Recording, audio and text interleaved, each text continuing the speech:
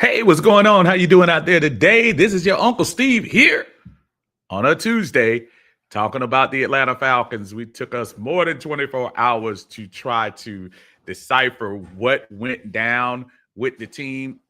I don't think it's as bad as people are claiming it is. There is a reason to be concerned, but at the same time, I wouldn't jump off the bridge yet. Again, Atlanta Falcons come up short against San Francisco. If you want to call it breaking news, we lost a player today. Not that big of a deal to me, but I want to hear how you think about it. We'll talk about it on the other side in a few minutes here in Uncle Steve's Lounge. You're in Uncle Steve's Lounge. You're in Uncle Steve's Lounge. Gonna sit down, have a good time. You're in Uncle Steve's Lounge.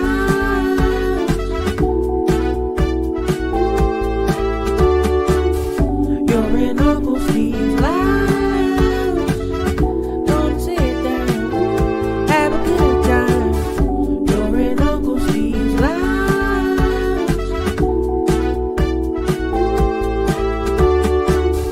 You're in Uncle Steve's Lounge. Gonna sit down, have a good time. You're in Uncle Steve's Lounge.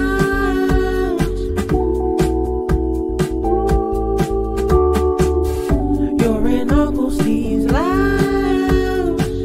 Gonna sit down, have a good time.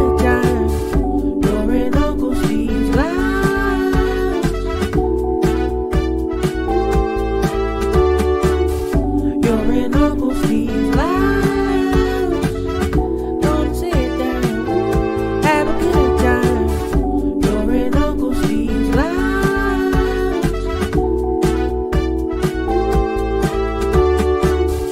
You're in Uncle Steve's Lounge. Gonna sit down, have a good time. Hey, everybody, what's going on? It's your Unc here in Uncle Steve's Lounge. Thank you for joining us on a Tuesday as we talk about our 3-3 Atlanta Falcons. And I know a lot of people have a lot to say about what transpired over the last couple of days. I understand. Yeah, it was a rough it was a rough Sunday night game to watch. 20-10 in San Francisco. Falcons are 3-3, 1/3 of the way through the season.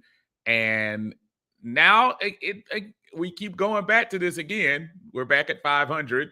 We're back at 0. So now what do you do the next 11 games? And for the first time this year, there's been a lot of injury concern. Injuries are starting to pile up a little bit. No excuses, as the team we beat yesterday, we lost to on Sunday, did not have their quarterback, did not have a lot of their defense, and they managed a way to beat us. So we have to figure out that happy medium of trying to put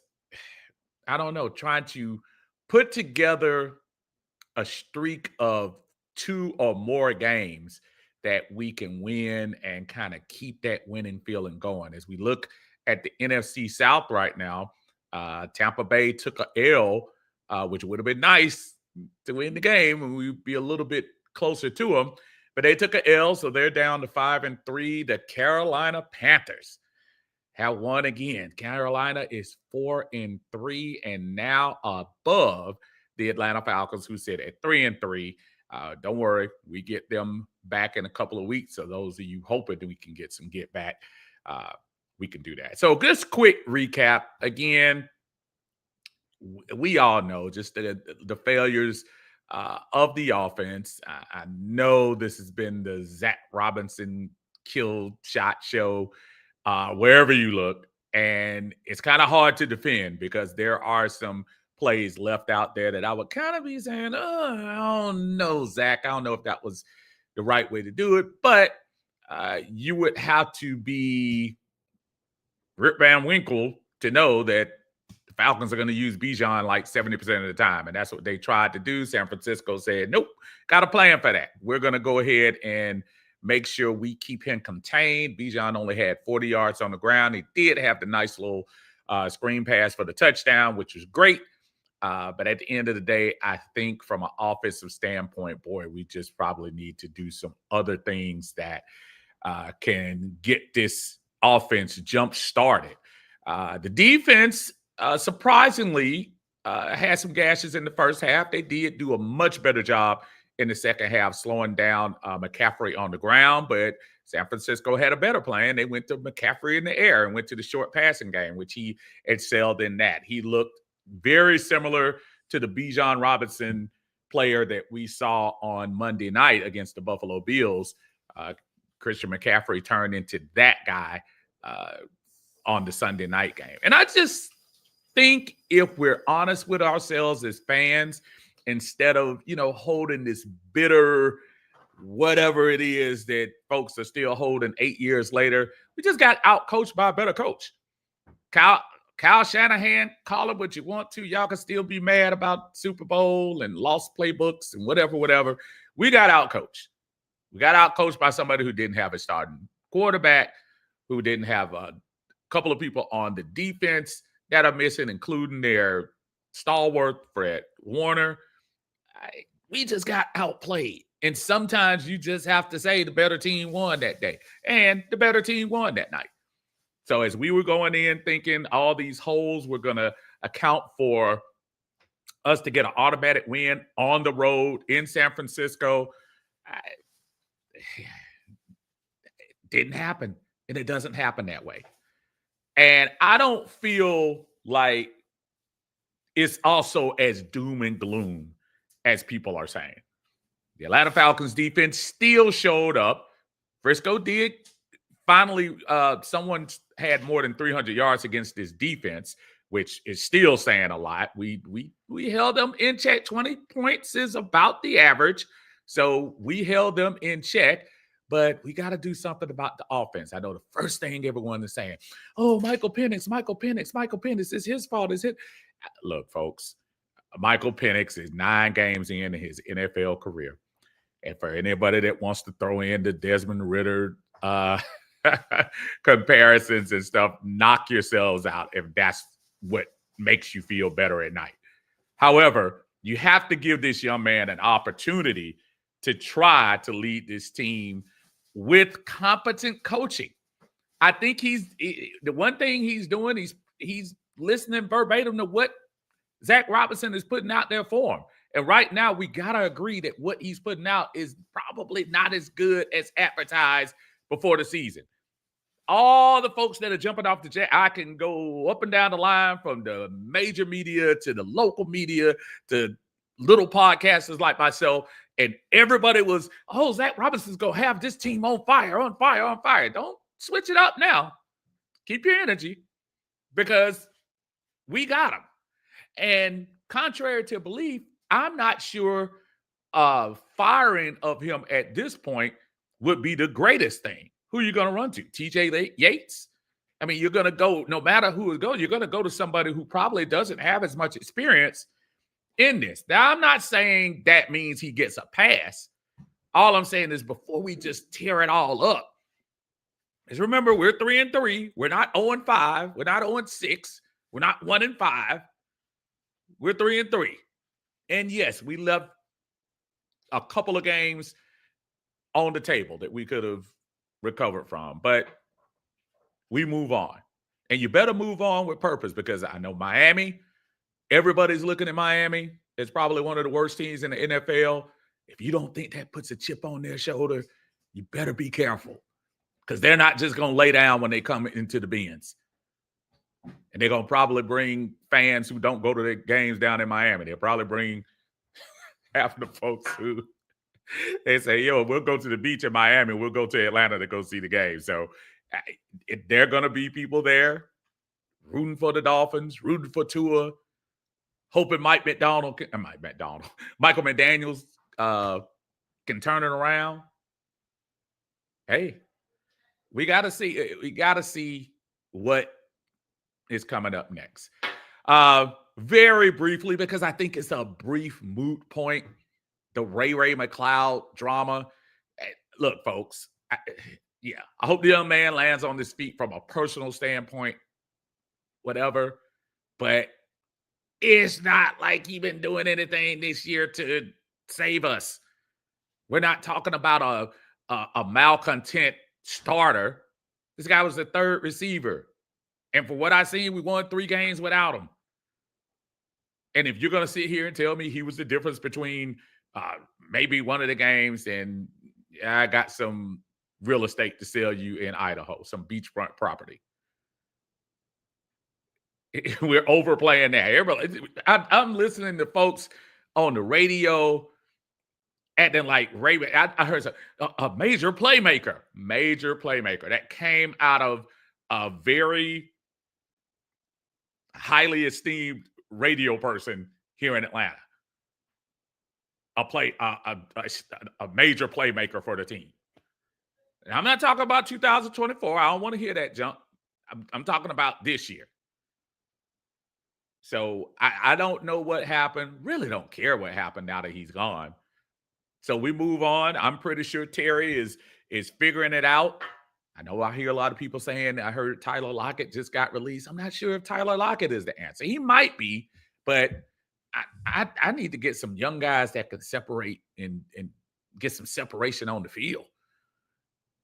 I don't know if Tyler still has that in him. I don't know whether Tennessee just said, hey, we're in the youth movement, so we're going to move on from him.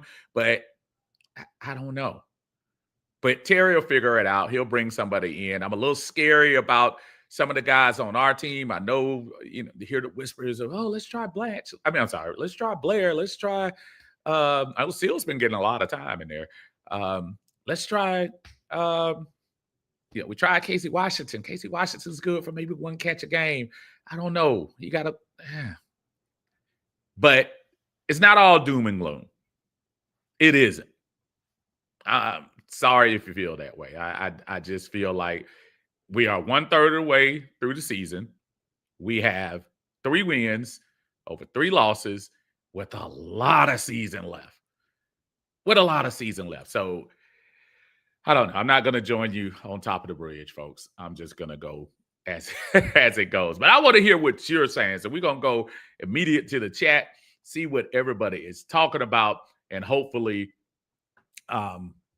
between tonight and Sunday, we'll figure this thing out. And very briefly on the Michael Penix injury, bone bruise. They're saying day to day, hey, maybe it's a good thing we didn't get rid of Kirk Cousins so quick. Not because Kirk's going to come in here and save the day for the season. I'm just saying just to have a competent person back there in the back. Yes, he's highly paid, but gosh darn it, look at a lot of teams around. They don't have as many competent backups as you think. Axe Baltimore.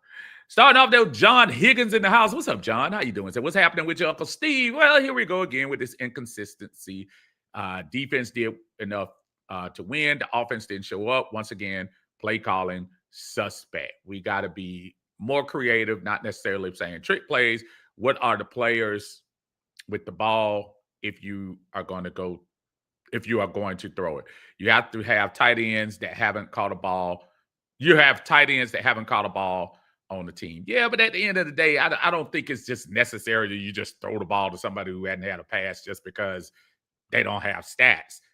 A lot of times it depends on what the scheme is against them. Look, Atlanta tried. They tried to run the ball against San Francisco. It didn't work that way. And sometimes, as we'll see, sometimes it'll go the Buffalo way where we run all day. Sometimes it'll go like Carolina and you don't get anything. So that happens. You can't beat every team. As we saw a few years ago, it's hard to go undefeated. It really is. And I'm not saying that doesn't absolve Zach Robinson of being more creative. He's got to be creative. But, we got to keep pushing, man. The season is far from over. We got to just keep grinding. ATL Skate Man's in the house. What's up, man? He said, oh, hello, Steve, you're right about that seesaw. That's what it is. It's a seesaw not only for the team, but I always talk about the emotions of the fans. It's a seesaw of emotion. When we're up, we just Monday night beat one of the best teams in the AFC at home. Everybody's high. Bijan's the greatest. Blah blah blah. And then you come back next week and you kind of lay an egg on prime time as well. And for everybody's talking about, I heard somebody talking, oh, we always show up like this on prime time. Somebody literally said that in one of the Facebook posts. Like, we're 2-1 on prime time this year. And it's not like we weren't in the game until the end. Sometimes we're going to lose. Sometimes you will. We can't win every game. I don't know too many teams that do these days. Just try to stay upright and do what you can do to push through and make the playoffs at the end. That's the big thing. False start, what's going on, man? John, that Zach Robinson garbage. Southside, what's going on, brother? How you feeling, man? Falcon Nation over everybody. Indeed, my friend. Indeed. John also says we got to mix it up. Shotgun, sometimes pistol, sometimes under the center, sometimes sprint out right, sprint out left sometimes. I mean, come on, offense coordinator. Yeah, it is, man. It's going to be a tough deal, but, you know, hey, it's whew. Ricky says, I didn't even finish watching the game. I watched it all the way, man. I mean, let's not act like this was the Carolina game, folks. It's frustrating because you know we can do better. That's the truth. You know we can do better. That's what should be the most frustrating thing out of everything. I'm not ready to take off my Falcon stuff and sell it down the street and all that stuff. I just think we just didn't play up to our potential. Dre in the Coach's Corner, man. Y'all make sure y'all check out the Coach's Corner with Dre and Keely and Miss Deb doing their thing on the Coach's Corner on YouTube. Y'all check them out, and they will give you some of the best analysis that they can. What's up, man? He said, I think they might not trust MPG. There has to be some reason we don't utilize the middle of the field. Is it because MPJ has touch issues, so over the middle is extremely risky interception territory? It could be. I noticed he threw a lot, Dre, to Kyle Pitts last night. I mean, not last night, but Sunday night, and give Pitts a lot of credit, man. Pitts might be, but besides Bijan, Pitts might be the envy. Everybody jumping up on Drake, but Kyle has caught some critical passes when he's needed to. You know, it's something else, man. I don't know why there would be a trust issue if he was doing it in camp. You got to try to do it now. I don't know. Or maybe the defenses are scheming up against them better, Dre. Maybe that's it. I know you do a lot of all 22 and checking that stuff out. I really don't know. I don't. Willie Doc, man. Thank you, brother. I appreciate it, man. Willie Doc in the house. He said the words of MJ, and I'm going to sing it. Too hard to get over, too low to get under. You're stuck in the middle. Yep. It's about that. That's it. So our coaching has to get better or else. Willie Doc, first of all, thank you so much, man. Appreciate you with the super chat as always, man. Thank you, and we appreciate your support, brother. Here we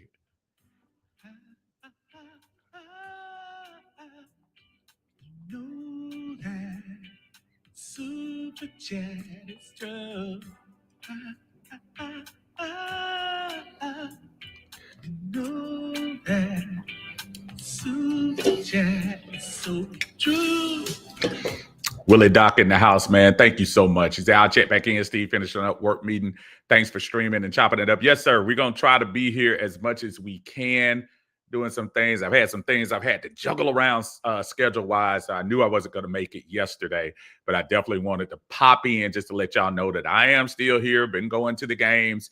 Had a great chance to see that Monday night game, which was, if you're a Falcons fan, outstanding, but, you know, to flip the script and go against Frisco is kind of rough.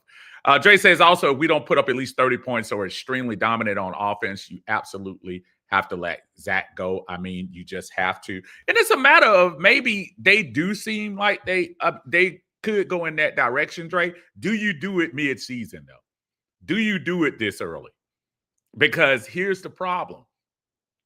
Who do you have right now on the team that can take over the offensive play calling right now. Are you going to put your trust in TJ Yates, which seems like he's going to be the de facto person if you were going to make a move like that?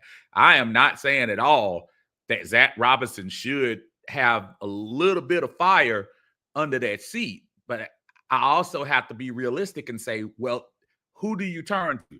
Every time someone talks about making an early change, it's different in college football, because college football, you talk about the Napiers and the James Franklin, they didn't make those fires till they knew they're probably not going to make the college playoff. They know it's a fat chance they even get to the conference championship. Then they can make those changes early. With these things like the Atlanta Falcons, I know the Ike Hillard thing, but y'all know that's not as consequential as the offensive coordinator. So I'm not trying to parade to save the man's job, but I am saying, give me somebody who's going to take his place. And if you do that, that's fine. You're not just going to find people off the street and just say, hey, come on, take over for the offensive coordination, redo the playbook that we've been doing basically since June, and rework the whole thing and change roles on the team that people have been practicing for months and months and months. I'm not saying it can't happen, but it's unlikely. Ricky said Tyler needs to touch the ball more too, and got to clean up our run defense. Now, they did clean up the run defense from the first half to the second half. Give them a little bit of credit, Rick, because McCaffrey got the majority of his rushing yards in the first half. He did get one or two slices, but he wasn't just running through like he did at the beginning. And think about it. With all the ripping and running he did in the first half, they only put up 13 points.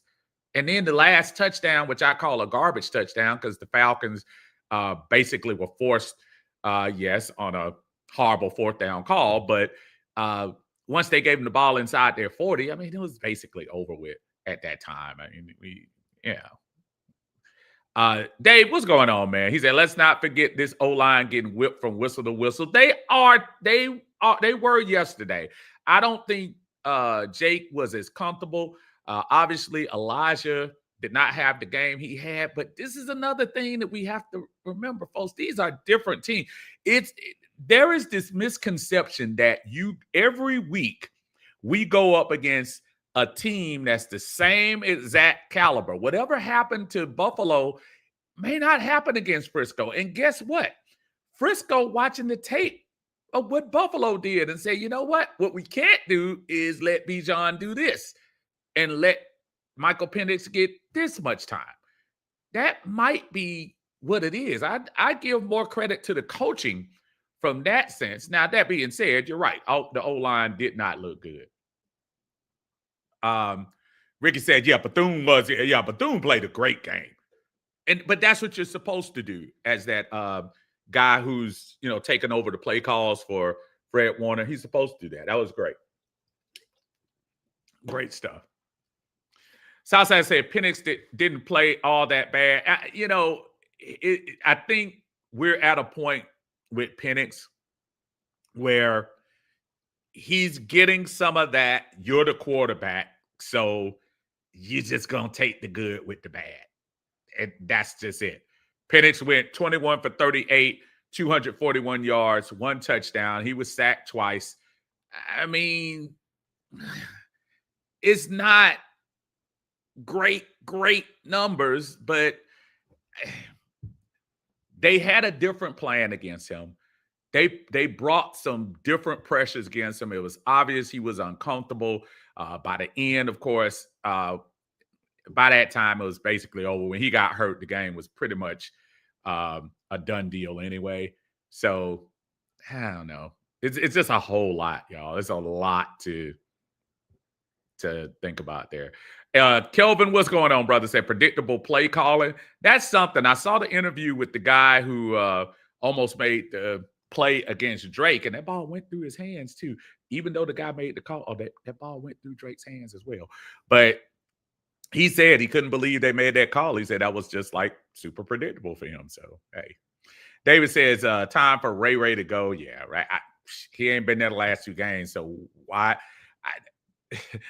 To hear this local media act like we just lost Roddy White, Julio Jones, like major playmaker or something like that. We were dogging Ray Ray for being able to hold on to the ball. So I don't know. Rick says, good luck on your next endeavor, Ray Ray. Now we should get a playmaker to fill his roles. I hope we can. Strapped Up in the house. What's going on, Strapped Up? He said, let me ask you, do you think we should bench Penix until he heals and starts Cousins? This is what I think, Strapped. If you have someone that's your starter and he is medically cleared to start, you got to start him. I think you can't play the back and forth role with this. The difference last year, we had a body of work for 4 to 5 games of Kirk Cousins. And if I'm not mistaken, it was a 4-game losing streak. And in the 5th game that we won against the Raiders, he played horrific. He probably played worse in the Raiders game than he played the other 4 games we lost. So you had a whole body of work. With Michael Penix, it's not like you're getting. Is it inconsistent? Yes. You got the 1 up, 1 down, 2 up, 1 down. It is inconsistent. I also say before we are quick to make moves and pull the rug from out of him, let's let him get his feet wet. Let's do it. I've heard Dave Archer, and I gotta agree with him, man. He started naming some quarterbacks, including even here with Matt Ryan. Folks, Matt Ryan won his first year, but go back and look at the numbers that Matt Ryan had. Don't get fooled by that 160-yard touchdown he threw the first play of his career. I'm talking about, look at what he did the first 2 years. It wasn't statistically great either. So while Michael is learning, and he's learning right now, you gotta we gotta expect some inconsistencies from that position. Nobody's coming in there lighting it up. And if they light it up, they're not coming back looking as great as they did the year before. See CJ Stroud, see Jaden Daniels this year. Bo Nix, until that game right there, wasn't the same. Until the game, he scored 33 points Sunday. Wasn't like he was the same Bo Nix last year. So sometimes we want to extrapolate, and I'm guilty of it too. Fans, we're all guilty of it. We want to extrapolate out what we think statistically these guys are going to do based on 8 games or 10 games. And sometimes it just doesn't work like that. David said we're going to have to solve wide receiver 2 in next year's draft. Absolutely. I agree. Ryan, what's going on, brother? Ryan's at the Birdcage, man. Y'all make sure y'all check the Birdcage out on Thursdays. They are there at 8 o'clock. Ryan and K-Dub and Graybeard and Coach Cam, and they all doing their things over there. So y'all make sure y'all check them out on Thursdays. He said Zach has to be able to make adjustments with the weapons we have. Still a long season, still a good shot for the playoffs. That's the thing. I don't know why everybody is acting like the season is over. Like, the season wasn't over when we lost the game. Is it disappointing? Yes. Do we need to make changes? Do we need to make changes schematically? Yes. But the whole season is over. They scored 10 points. The offense is awful. Y'all were giving this offense kudos when we scored 30-something against the Commanders. And last week when we ran the ball like crazy against Buffalo, everybody was ready to say, look at what we're doing. So we got to, kind of balance that out a little bit. But you're absolutely right, though, Ryan. We do have still have a good shot. Winston, what's going on, man? Winston is part of the eye test. Him and John Harris doing their thing on Wednesday night, late night. So y'all make sure y'all check them out. Ride the train late into the evening to talk some Falcons football with the guys. Is that what's going on, Unc? In chat, smash that like button. I appreciate that. Thank you so much. He is correct. If you're on YouTube, please like and subscribe if you haven't subscribed already. And if you're on Facebook, I appreciate you joining me on my personal page. Go ahead and hit that like button for Unc. He said, Unc, if we don't get that Vern Troyer mini me Guardian cat wearing scoundrel out the middle of our defense expeditiously. I have a small feeling he's talking about Mr. Bertrand. Listen. Make y'all want to help hope that Troy Anderson bad, doesn't it? Yeah, I mean that's a tough one. Losing Diablo early in that game really made a difference. Even prior to the game, not having Jalen Walker out there. But these are the parts when we start talking about early in the year when everybody starts talking about depth. These are the games that we start talking about. There are gonna be so many changes from game 1 rosters to game 17 rosters that it's gonna just spin your head around. And we've been lucky. I mean, we've only lost one person for the season, right? And that's McGarry. So we haven't been totally hit yet. But yeah, Bertrand, look, I know he said in his interview, somebody, I had a feeling I was going to play or whatever, but he's going to have to step his game up. Diablo sounds like he's going to be gone for a minute. So if he's going to be gone, we got to do our thing. Ryan says defense is still ranked number 2 in the NFL, so we are good. The other issue is we're also seeing that we don't trust our kicker outside either. Yeah, that's a good point because, yeah, Ryan, when you start talking about the way they even played the last part of the first half, and I know, the immediate time management thing that Raheem will get, and he should. But I also say, as a quarterback, Michael Penix has got to know, man. You have got to know to get to the outside. You've got to know what's going on in the game. You are the quarterback. I'm expecting you to be the smartest person on the field. I don't know. I'm starting to wonder too about some of his mobility, man, because I look at a couple of plays where I say, no, I'm not expecting him to run 20 yards down the field, but I do want you to get out of that, quicksand right in the middle. Pocket collapse. I know you want to stay in there strong and wait for your guys to come open and stuff, but every now and then you're going to have to move out to the left, move out to the right, and give yourselves a chance to, just do some improvising. You have to. But yeah, the kicker thing is big time. We do have to trust what our kicker is doing. Antonio, what's going on, man? Said, what's up, Unc? Not bad about being 3-3. The only unacceptable loss is Carolina game. I 100% agree. But I am concerned with the passing scheme. Do we trade Tyler Algier if we can find some wide receiver speed? Well, with the new roster spot open up, I would be, man, it wouldn't shock me at all, even prior to making the cut, if they aren't looking on the waiver wire where we had 2 weeks before the trade deadline. It's not going to shock me at all if we end up trying to make a move to bring somebody else in here, or maybe give those folks an opportunity on the practice squad. I think with what we have on the team right now, I think you got to go out and get some experience, though. You can't play around. Can we go to our neighbors down there in Bayou and see if they are ready to let she get out of there? Which I know they won't, but I just saying.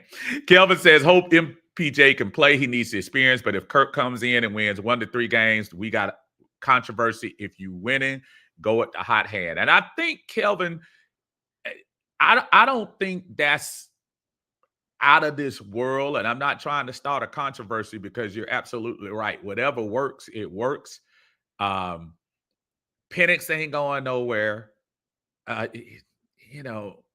So whatever it takes to win, I'm down with. So if Mike is more hurt than he's putting off, let Kirk get in there and let Kirk toss it around a little bit. Kirk need to put some resume film on anyway.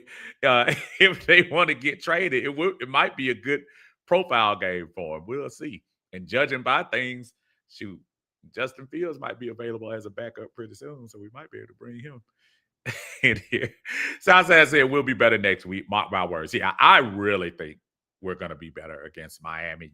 Because and as much as I wanted that win in San Francisco, I think if you've noticed with the Falcons coming back from controversy, coming back with their backs against the wall, they play much better.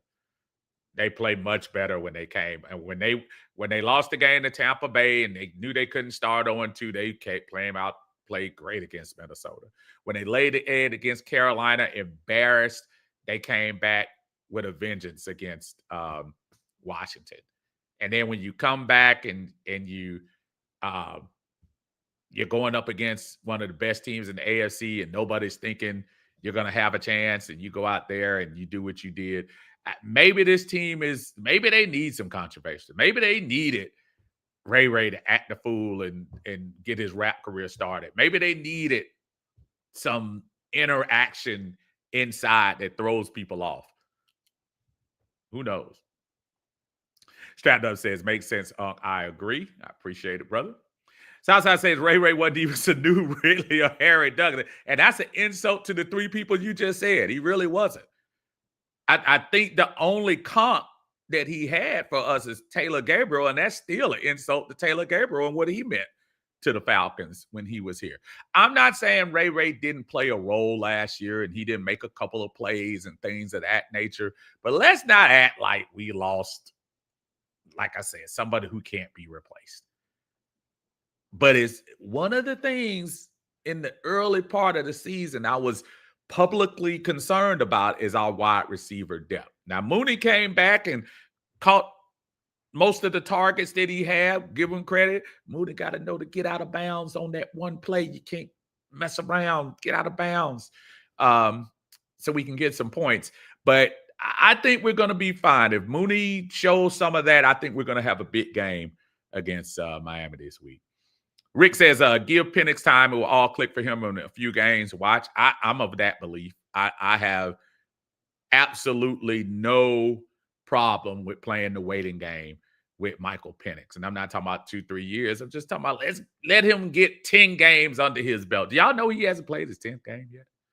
And we ready to throw him off. We gave rid of more than that. We gave rid of 12.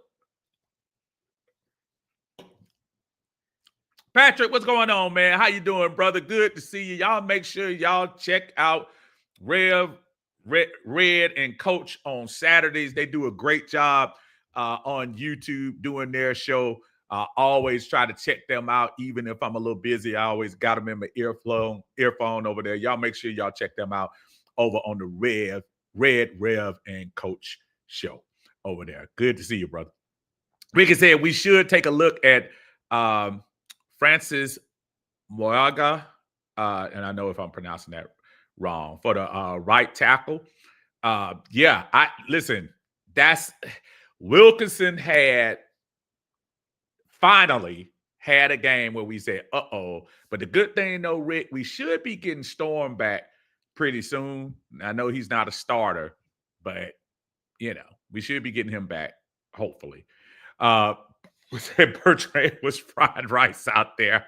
I thought my TV glitched into the Pokemon with that helmet. Y'all terrible, man. The folks trying to keep safe, man. Y'all are wrong. Strap said the season isn't over yet, but it is on life support. It's,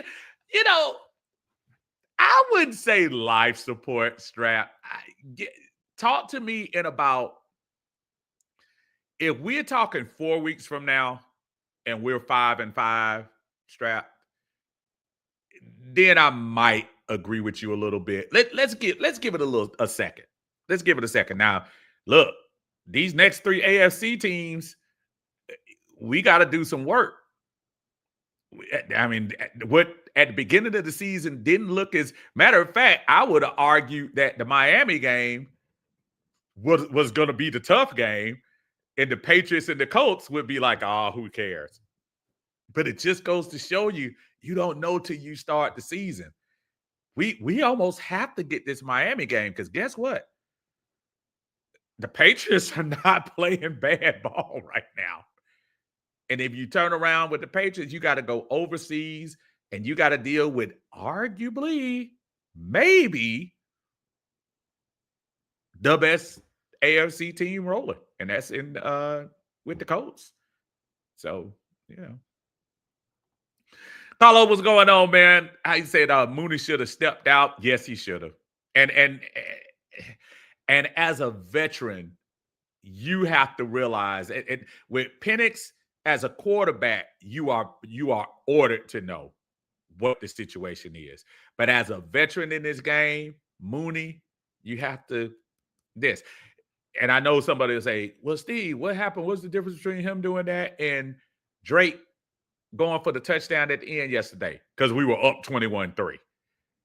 In this particular case, when you're down 13-3 and you're struggling to score points, you got to leave the half on a good note. And I think when you left the half on a penalty, that intentional grounding, a 10-second runoff, and you don't even get a chance to attempt a field goal, that's just not good. That's not good awareness. William, what's going on, man? How you doing, brother? He said, what's good? I just don't trust the play call. That's fine. I don't think. I think if we took a poll of Falcon fans right now, I don't think that would be going in Zach's direction right now. He definitely needs to do a much better job in that slot. I mean, I heard so much. I heard Kurt Warner say it today. I heard Dave Archer allude to it. I heard what's the guy on Sirius FM, and that was yesterday. Being predictable. You can't be predictable, man. You can't. Not in the NFL. You can't do it. Yes, we know Dijon is special and he can do all these things. That don't mean you showcase him on every single play. It doesn't.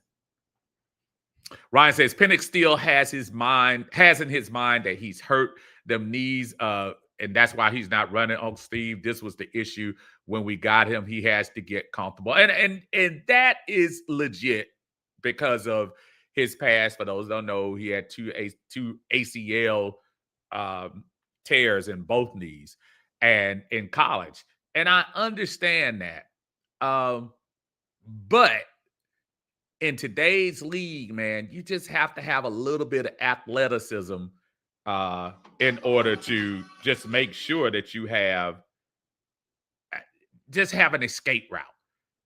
And Ryan, when you see him there with those bricks, like concrete legs sitting in the middle and standing, again, give him credit for standing in there for the most part. They only got him 2 times, but they sure hit him a lot.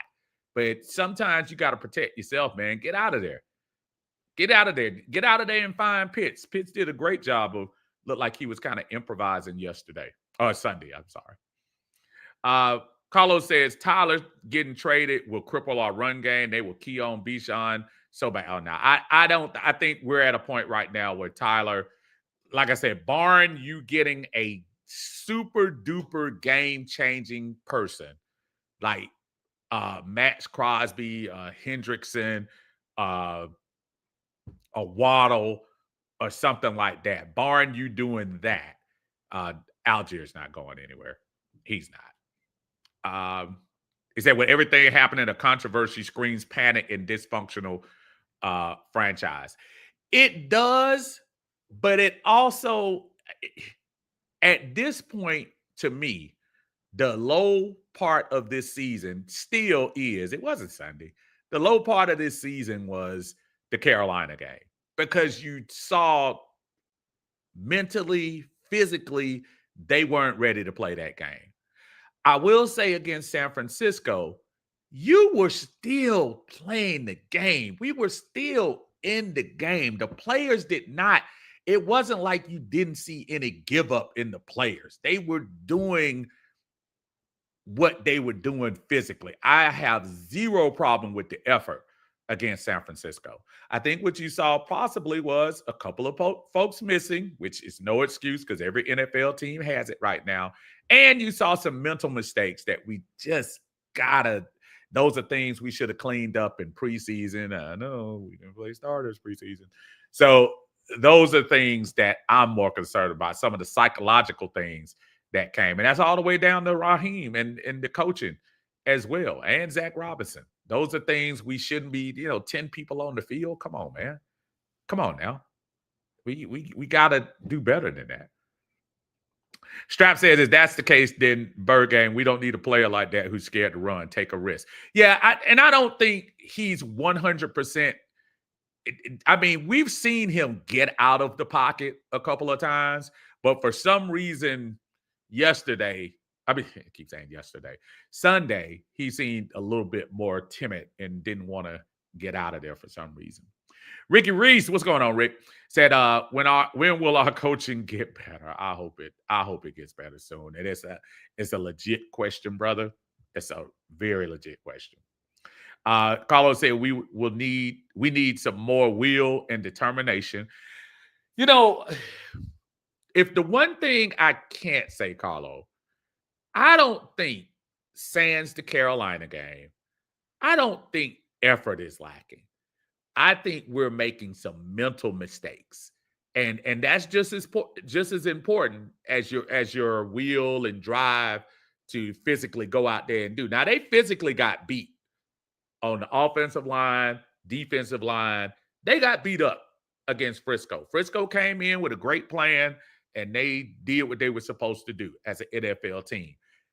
That game could have been much worse than it was. Folks, the score was 13-10 with about 7-8 minutes left. It's not like we were out of the game. And if memory serves, the 4th and 1 was right at about the 40-something yard line. So we weren't exactly out of it. But that's where the stronger teams, you got to give credit. Kyle Shanahan, sorry. Everybody, I've said time and time again, as much as we dog out that man, Kyle Shanahan is one of the better coaches, and he does better when he has nothing. So I try my best to be on the Save Raheem bandwagon. I'm still on it. I haven't left it yet, but he sure makes it hard for his supporters some days to do that. But we'll see. Antonio's on Terry's on the phone with the Jets about that quarterback position right now. Hey, man. But you know what, though? At this point, yeah, I think the Jets are like, we good, because they just paid Justin this year. That was $20 million they could have kept. They on the hook next year. I don't think the Jets want to bring Kurt in. They probably are waiting for next year. And I'm not even sure Aaron Glenn is going to be the one to bring them along. One time for the fan, man. Y'all give it up for Jack Spade and the crew doing that thing over there. T. Will and Kerry always doing that thing on one time for the fan. They're on a couple of times during the week, so I don't even want to try to pretend to know exactly which time. But y'all make sure y'all check them out. He said, be careful mentioning Ritter. Desbians listening out there. Oh, man. Do you mean there are people out there that actually care about Desmond Ritter still? I love Desmond. I could care. Yeah. I fought off an army of Desbians a couple of years ago. It ain't nothing new for me. Bring them on. Henry, what's going on? Henry, how you doing, man? Saying Bryce Young started off rough and he got better. Penix should be solid. Same thing, Henry. I mean, you're right. I mean, we are in a world now, in all of sports, football, baseball, basketball. We are in a world where if you're a number one pick, or you are in that position where you came out of college or wherever you came and you're supposed to be all of that. They want it now. Fans want it today. The Hawks drafted Ricochet, number one pick overall last year, even though we know it was a down year for the draft. But there are expectations on him that number one overall draft pick should be future all-stars and whatever. But in this particular year, he's not gonna be. He's gonna be solid, but for right now, let's just get him to being a starting player. And the same thing goes with Michael Penix. Michael Penix was picked in the top 10 in the NFL draft. By today's standard, that means you're expected to not only be on the team, win the job, but probably make the playoffs your first or second year. It was a little bit different 20, 30 years ago. You could be a number one pick and you didn't see the field for a year or two back in the day, but not today. It's a microwave world right now. That's not an excuse. That's just the facts. Strap said, I guarantee you Penix won't be starting next week. He might not. He might not. And I'm not, listen, when they say bone bruise, that's pretty serious. I'm not expecting him to run out there and try. What you don't want to do is aggravate it. That's your quarterback. And you got to think about the long haul. And if Kirk comes in here and catch some magic, then so be it. The Falcons benefit. So, hey. Henry said they got to utilize Felipe Franks like New Orleans utilizes Taysom Hill to extend drives. Well, they bring Felipe in for a couple of packages, and Buffalo, it worked a couple of times. He ran one first down, and then he drew him offside the second down. So yeah, you could probably bring Felipe in for a couple of things like that. Possibly that could be it. That could be it. One time for the fan, thank you so much. You appreciate it. Yeah, for those of you out there right now, we appreciate you. If you're on YouTube, please hit the like button. If you haven't subscribed, subscribe to Uncle Steve's Lounge. We try to come on here, have a good time, talk some Falcons football. If you're coming on here for a coach's analysis, this is the wrong show. If you're coming over here as a Falcon fan to tell me how you're feeling about the game, what you think about what's going on next, then you found the right place. Right here. We're not here to solve the world's problems, but we are here to try to boost our Falcons on to bigger and better things. Still criticize and love, but to root our Falcons on to the next day.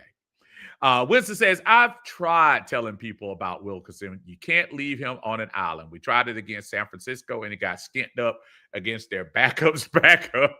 Norton come back, and we'll see our offense. Yeah, and that's probably true. But you know what?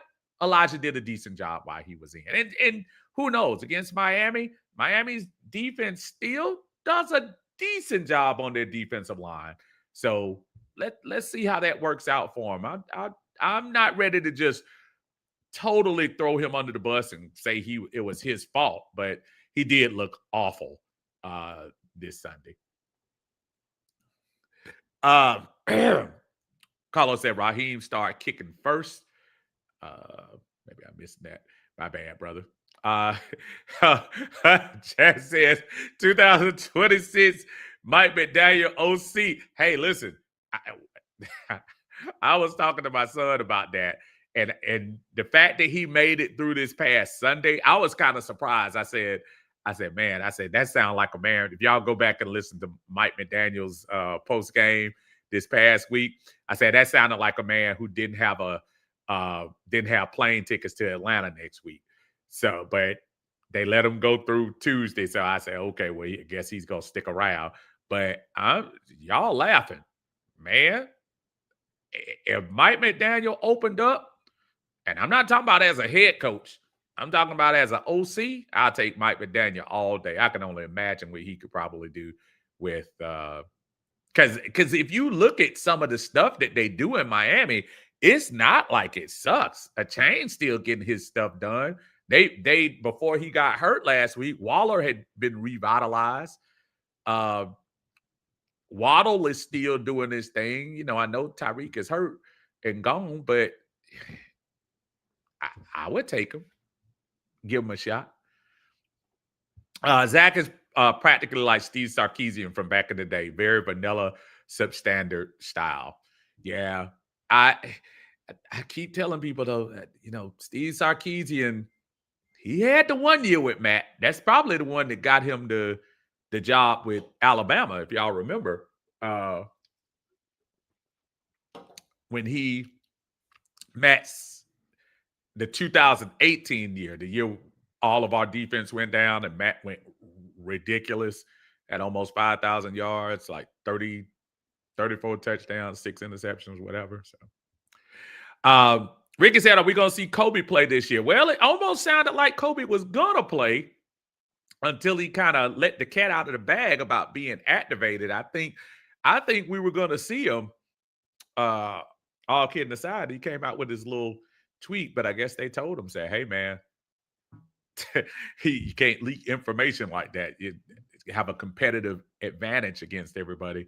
Hopefully he gets a chance to show his wares, but it's not like the secondary has had an awful year, though. I mean, Kobe's going to probably have to fight his way to get up in that, get on the field.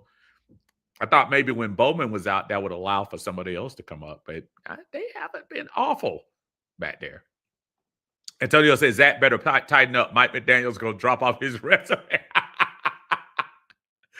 after the game Sunday. Listen, if the Falcons put enough points on the board, Mike don't have to go anywhere. Falcons put up 40 and beat them down. They'll stop before you get on the bus. Like, hey, bro, don't stay right here. Raheem might need you. Ricky says, I'm calling it. Tyler not leaving after this year. I find it hard to believe. It's probably going to take at least, I mean, Tyler knows his role. I bet you they'll throw something out there at him. I think it'll probably take $6 to $7 million to keep him. And paying that much money to a backup running back in a world where, as much as I love Tyler, the personality and the player for what he's done for Atlanta, I think it's too easy to find that, whether it's coming out of college or whether you got some journeyman. I'm looking at Dowdle, what he did when he got his opportunity coming off the bench. And there are a lot of other stories like that in the NFL. I just find it hard to say Tyler's agent is not going to say, hey, man, let's go out here and see what we can do. Unless Tyler just come back and say, hey, I want to play with Bijan for a little while. So I don't know. Ron, what's going on, man? He said, oh, you must have had a great day. You're supposed to be putting it on. No, man, listen. If you've been repping this red and black for as long as I have, I think we gotta be careful sometimes of the fake outrage. I'm not a huge fan of that. The world is ending. Everything they do is wrong. It's just the most horrible thing that happened. It's the worst coach in history. It's the worst game the Falcons have ever played. All of that stuff is just, internal hogwash because we're mad they lost the game. I was as upset at them losing the game, and I'm yelling at the screen for dumb plays and not smart decisions and things of that nature. But I also know, and I've been around long enough to know, you can't do that in game 6. And last week was game 6. If we are talking about taking care of business and doing what we need to do, it's not about the 6 we played. It's about the 11 coming up. And they have another opportunity to right the wrongs and go forward. And I think that's what you do. If they're the team and that they want to be, then this Miami game should be chalked up as a win. And Ron, next week, if it's not, then we'll have that conversation. But I'm not gonna give him that much. I'm not gonna mess with him. Rick says defense still played a tough game, even though they did, and they made adjustments. That's something you don't see a whole lot in the past about adjustments. For Ulbrich, let them run straight through them. And if y'all remember, again, for a quarter and a half, Frisco did nothing until the Falcons, obviously the momentum was gone. You lost on the 4th and 1. There was not a lot of time left. You kind of knew they were going in for the win. But yes, the defense, there is nothing wrong with this Falcons defense, and they were missing some pieces. Obviously, again, Diablo leaving in the middle of the game absolutely took a big chunk out. But even with that, they still held San Francisco to 20 points at home. I think that was a pretty decent job. Just got to get the offense to give them some love. Kushudo says, just to feel a penance. Yeah, man, right. I know you can't be serious, but for the sake of the Mr. Penix all day. Carlos said he ran for 2 touchdowns, especially on that 4th down. Yeah, absolutely. Anwar Hill, what's going on? Anwar says, I wish Shanahan would have run the ball like that in the Super Bowl, man. And you waking up demons inside of me, Anwar. But you're right. But like every Atlanta fan now is like, oh, now you want to run. I don't know. Rick says Terry should be on the phone with Chicago about DJ Moore. That would be interesting if they did, especially with what Rome doing up there. Matt Town Dirty in the house. What's up, Matt Town? Good to see y'all again. You're in Uncle Steve's Lounge here on a Tuesday. We're talking about the Atlanta Falcons, trying to stay positive through the season, through the seesaw season. Y'all saw on the thumbnail I put on there, and that's what it is right now until we get some consistency. Henry says, Uncle Steve, do you think the Falcons should trade Pitts for Jacoby Meyer? No, that's a downgrade. If you ask me, I don't mind the thought of Jacoby Meyer. But one, the Raiders still have Brock Bowers on the team, and I don't think he's out for the season. But I would now if Pitts, but you know what? I don't think Pitts is going anywhere either. I think he's a legitimate part of this offense right now. So I don't think you can do it. I don't think he can. Who knows? Kirk could have the same luck as the Eagles when Nick Foles took over for Wentz. Hey, I would love it. I would love it. No complaints here. If they did it, no complaints at all.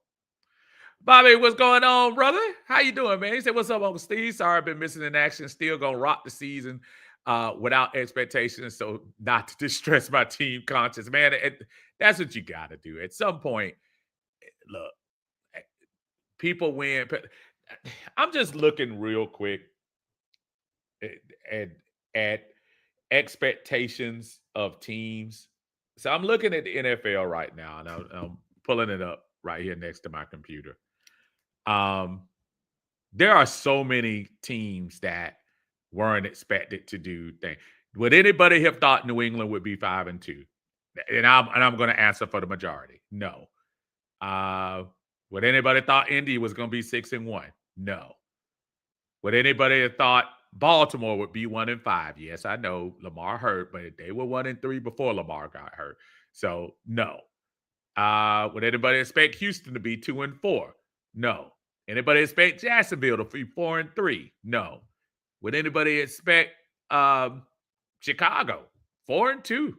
I kind of thought Caleb would have a good year, but we'll see. With all of the things on defense, would you expect San Francisco to be 5-2? No. And even in our division, Carolina 4-3. There were some people that said Carolina might have a bounce back year, but so this first third of the season, you just got to figure out which of those teams, like, just, hey, we had a hot streak, or where they just are they truly ready for the long haul? Because these are the games when some of your players get hurt, you got to get people back in the lineup. These are the games here, this middle 6, that'll tell you how things are going to go near the end. As the Falcons showed you last year, we started those first 10 games or 9 games 6-3 and stumbled down the end. So we got to keep rolling. Jeremy, what's going on, man? Jeremy says, if teams stop the outside zone, our offense will sputter, and they got to find a different alternative when people doing that, Jeremy, because everybody knows when it's coming. If you looked at the game, you could almost see, Jeremy, that people were ready, but their defense was ready for it every time. Every time. It's not like he ran 20 carries for it, but the Falcons probably realized that, dang, we need to disguise that a little bit better. And they do. Bring him around.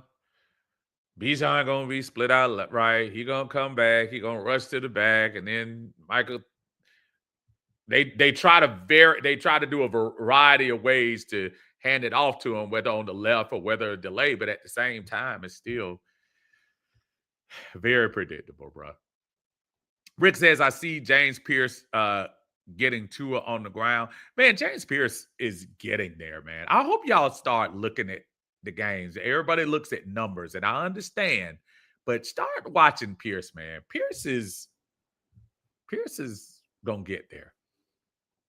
Oh, Kushida say, I gotta mess with you, Uncle, about Fields. Oh, absolutely, bro. Listen, hey, Fields having a rough one up there in New York. I almost feel bad for him in a certain way because he seemed like a good kid, but yeah, I think this just wasn't meant to be for him, man.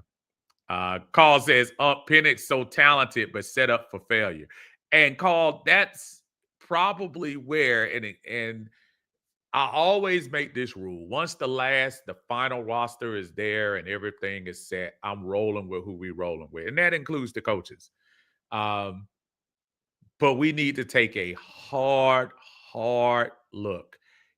Unless there are drastic improvements in the last 11 games, we have to take a hard look of what this offense is doing and what we need to do to move forward for Michael Penix, because Michael needs somebody. He needs somebody. I think DJ Williams is a good person to have as a QB coach for him, but maybe some of these plays that we drawing up for him, man, they're not. You're right. He's set up for failure, bro. You see the talent, man. I mean, it's crazy. The first thing everybody says how he zips that ball. Folk, man, everybody can't throw that ball like that. Everybody can't. Now we need to work on his footwork, which will be hard next couple of weeks with the bone bruise. We need to work on his footwork, and we need to work on some of his, decision making. Just needs to work on that a little bit. He's gonna be fine, but you see the stuff. This is not Justin Fields struggling and not seeing any hope. This is not Zach Wilson out there just throwing it up, doing nothing. These are young guys with some talent, and you just got to get the right system around them. And maybe, Zach, this isn't it. Bobby said, I truly believe this team has a Jekyll and Hyde complex. They still lack an identity, even with those great playmakers. And that's one of the things, I know we overuse sometimes we do, Bobby, not you specifically. Sometimes we go into the identity thing, and I know when you start talking about people like Detroit and they take the identity of his coach and how, and kneecap biting and all that stuff and whatever. There's nothing wrong with what is the identity of Kyle Shanahan? I don't know what his total identity is, but I know whatever it is, he's changed it enough for him to get to 3 Super Bowls and 4 or 5 NFC championship games. So there's not that's not me making an excuse for it, but identity is fine. I just need you to be a successful play caller first. Get the play calling down first, or get the system that best fits the talent at quarterback. It's not a secret that you're going to be working with Michael Penix this year. So even when things get rough, you got to have a plan. You got to have plan B to know what to do when Mike starts struggling a little bit. Carlos says, that's why I said will and determination. You got to be better against the odds, including game plan and situational awareness. 100% agree with you. 100%. Cortez, how you doing, man? Cortez says, I could be wrong, but it seems like Zach tries to force Penix to fit the scheme he wants to run instead of working with Penix's strength. And Cortez, I'm sorry, you hit it dead on the money. That's what I'm talking about. As an offensive coordinator, you don't get to build your quarterback. You have to work with what you have. You don't get to mold literally him. You have to say, okay, Mike does this well. Let me have this play. Mike does this well. Let me do this play. Mike doesn't do this well. Let's scrap this, or let's throw in, you know, something different. So it's not stagnant. It's not stale. It's only so many times that teams are gonna say, well, 60% of the time they handed it off to Bijan, which is great if it works, but you gotta be less predictable. But you're right, Cortez. Perfect. Rick says Penix light years ahead of Zach Wilson in Fields. Absolutely. And the point I was really making to say that was you can see that. Fans can see that. Stevie Wonder can see that. This is a different comparison between Zach Wilson, Trey Lance, those type quarterbacks. You see this in Penix. I think what I'm begging for and pleading for with the Falcons is to make sure that Zach has a plan B for when things don't go right. And I don't think we do. Well, if you have a plan B, it ain't been working. So maybe you need to go to plan C. This is not saying I'm giving up on Zach Robinson 100%. I'm not. We're 6 games in. I know we all want it now.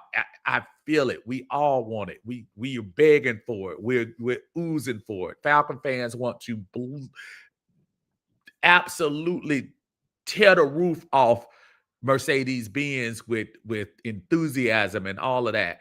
But when you're 3-3, it's kind of hard, It's hard.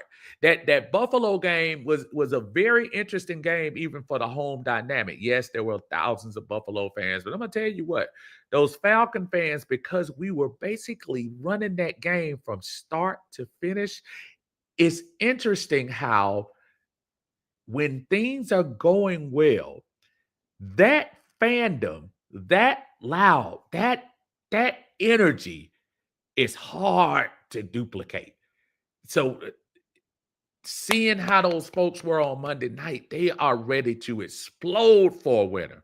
And I think we're closer than you think.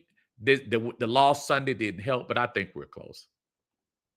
Lisa, how you doing now? She said, hey, Steve, seesaw season it is. Six Flags can compare to what we experienced.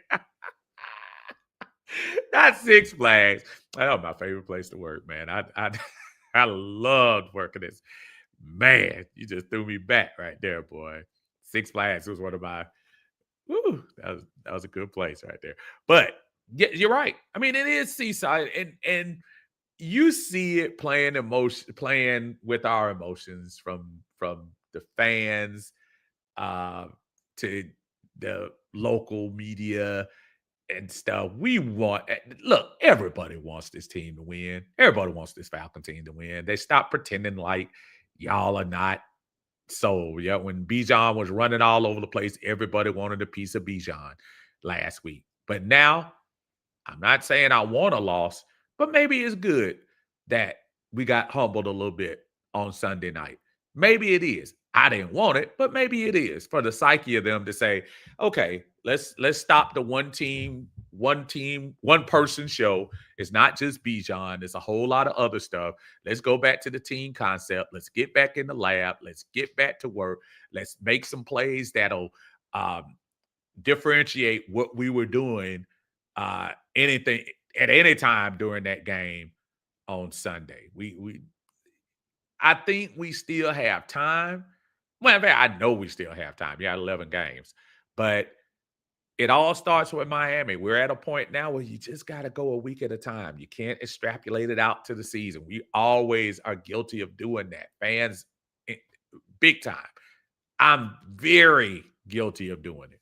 But I do think the Falcons are going to come out with a different type of energy on Sunday. I think we're back to another, we never like to say must win, but hey, the next 3 games are going to be tough. We better get our act together because Carolina taking that next step was something that was not planned. And a lot of teams like Chicago and the NFC West, and NFC North, those are the folks you got to battle.